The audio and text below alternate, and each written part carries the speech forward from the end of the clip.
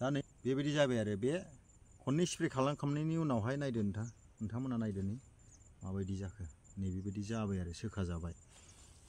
जोबोद मोजां मेडिसिन नोंथांमोना बेखौ बाहाय हाय लोगोफोर नोंथांमोन साफ्रोमखौबो आंनि एबि टेक्निकेल फार्मिं चेनेलाव आं बरायनानै लाग्रोनाय जाबाय आङो दिनै नोंथांमोननो आंनि किं चिल्ली फार्मिंखौ आं दिन्थिनो सानबाय बेनिफ्राय गोबां आंनि नायगिरिफ्रा आंनाव सोंहरदों जे बेबायदि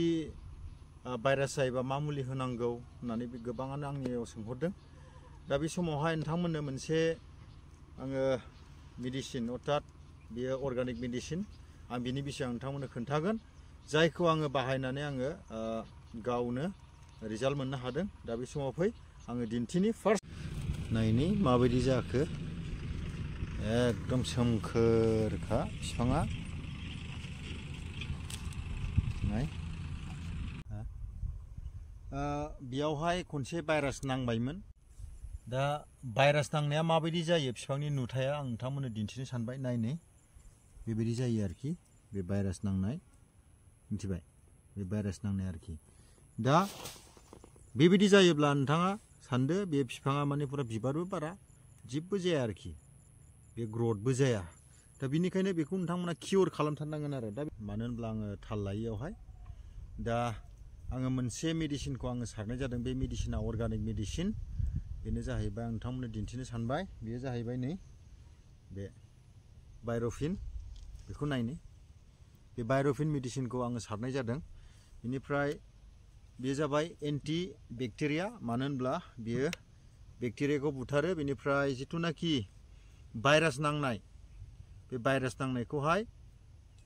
बे भाइरासखौहाय बियो पुरा बुथारो बेनिफ्राय जिथुनाखि बेखौ सारखांनायनि उनाव नाय जिथु बिफांनि नुथाय बेखौ नाय नोंथांमोना बे आरो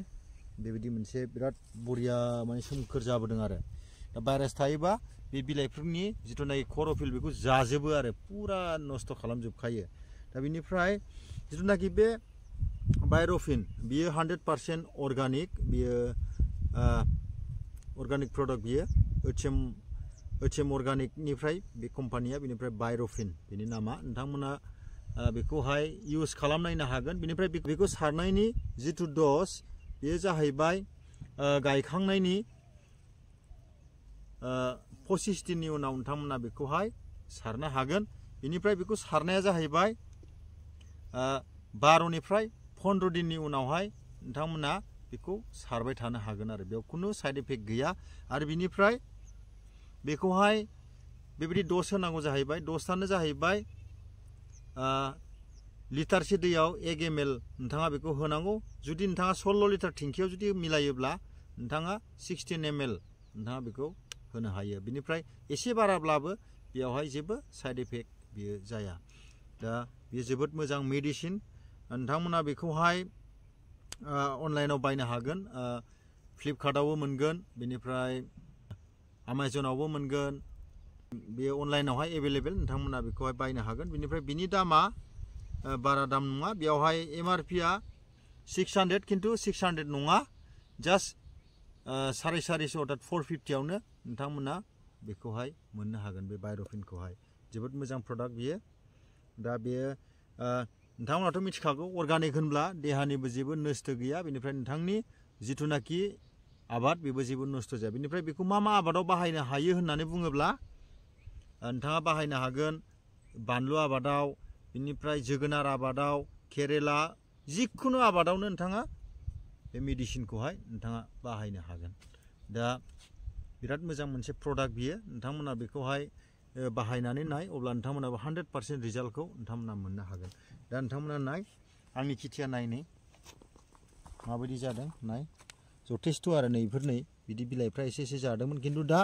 नायनै सोखाजानाय बिलाइया नायनै माबायदि ओरैबायदि साइस्थ'खा आरो ओरैबो दिन्थि बिथिंबो नाय ओरैबायदि मोजां ओमफ्राय नै एसे फ्लावारिंबो जाहांबाय आरोखि जोबोद मोजां मेडिसिन नोंथांमोना बेखौ बाहायनो हागोन बेनिफ्राय इन केस नोंथांमोना मालाबाबो दासान जे जाबाल' सारनांगौ बेखौ साननाङा जायैनि सिगांनो मेडिसिनखौ होखायोबा मोजां आरो प्रिभेन्टिभ होननानै बुङोना माने जायैनि सिगांनो सारखानांगौ आरोखि होमबा फ्राय माने इसां माने बेयावहाय माने जिथुनाखि टाइमिं जिथुनाखि ग्रोथ जानांगौ बे होबथायोना बे भाइरासफोर नाङोब्ला ओमफ्राय जुदि सारखायोब्ला बेयाव जेबो माने बेबायदि जाला ग्रोथ मोजां जालांगोन आरो बेनिफ्राय जानानैबो सारजायो ओमफ्राय जायैनि सिगांनो हायोब्ला बेखौ सारबाय थायोब्ला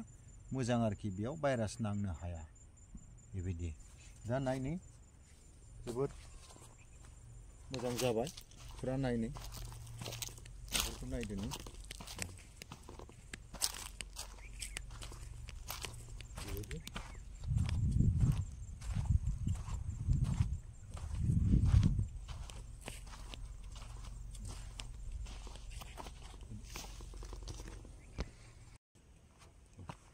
So guys, जुदि नोंथांमोना भिडिअखौ मोजां मोनदोंबा लाइक खालाम साबस्क्राइब खालाम आरो शेयार खालामदो जेन' गुबुन आबादारिफ्राबो जेन'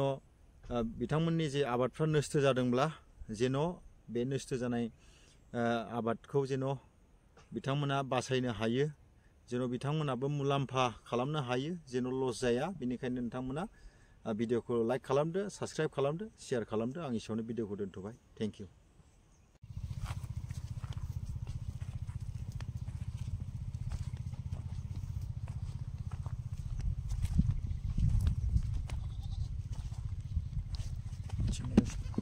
साइड बैयाव गोसोम खारबाय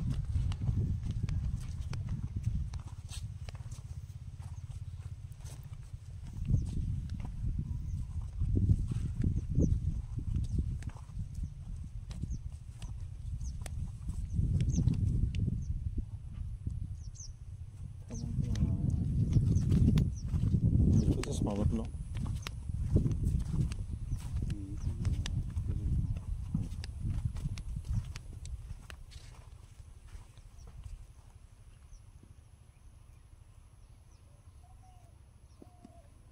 मोजां जाबाय फुरा नायनि बेफोरखौ नायदोनि